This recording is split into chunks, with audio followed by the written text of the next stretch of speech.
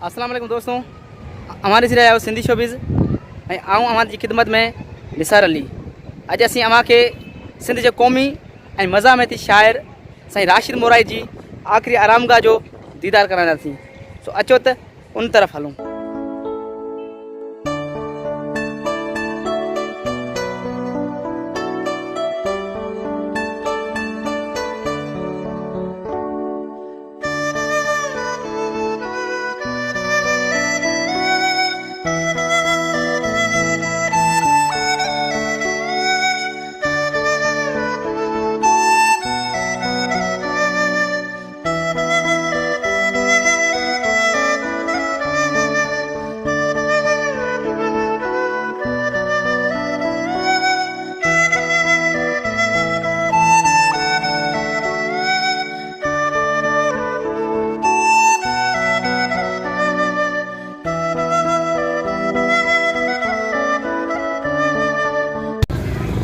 नाज़रीन, असीं कब्रिस्तान जे गेट ते पहुची आहियूं। अचो त हाणे उन जी आख़िरी आरामगाह जो दीदार कयूं।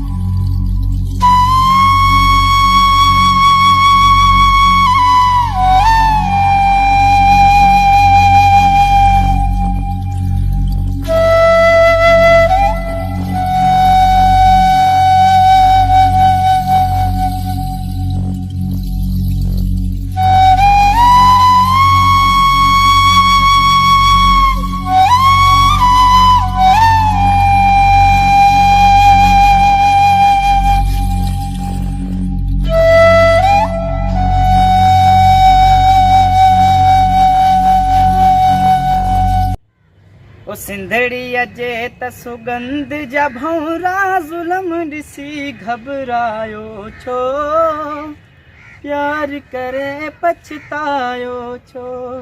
सिंधड़ीअ जे त सुगंध जा भौरा ज़ुल्म ॾिसी घबरायो छो, प्यार करे पछतायो छो।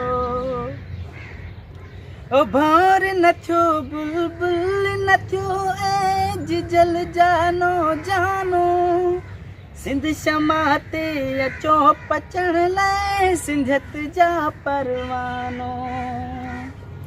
भार न थियो बुलबुल न थियो ऐं जल जानो जानो, सिंध शमा ते अचो पचण लाइ सिंधत जा परवानो।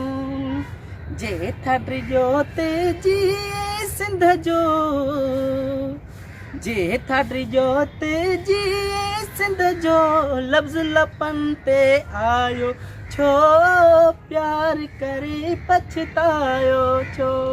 सिंधड़ीअ जे त सुगंध जा भौरा ज़ुल्म ॾिसी घबरायो छो, प्यार करे पछतायो छो। नाज़रीन, अवां खे ॿुधाईंदो हलां त साईं राशिद मोराई जी जेका आख़िरी आरामगाह आहे उहा ज़िले नौशहर अफरोज़ ऐं तालके मोरो शहर में आहे। छा तव्हांजो नालो? अली अकबर चन्ना। तव्हां हिन कब्रिस्तान जा फ़क़ीर आहियो? साईं ख़लीफ़ो साईं। अच्छा, कहिड़ो ख़लीफ़ो? ख़लीफ़ो साईं अब्दुल वाहिद काज़ी कुरैश। कटियारी मस्जिद में मेरा थींदो पियो साईं। अच्छा, इन साईं जे बाबति तव्हांखे कुझु ॼाण आहे जेका तव्हां ख़बर हुजे त असांखे ॿुधायो। एतिरी ॼाण आहे, बाक़ी इहो आहे त कटियारी मस्जिद जो मेराब सिधो कयो साईं बादशाह ख़लीफ़ा साईं। अच्छा, ठीकु। दोस्तों, हीअ हुई अॼु जी वीडियो। ऐं उमेदु कयां थो त वीडियो तव्हांखे ज़रूरु पसंदि आई हूंदी। वधीक हिन वीडियो जे लाइ ॾिसंदा रहो असांजे चैनल खे। महिरबानी।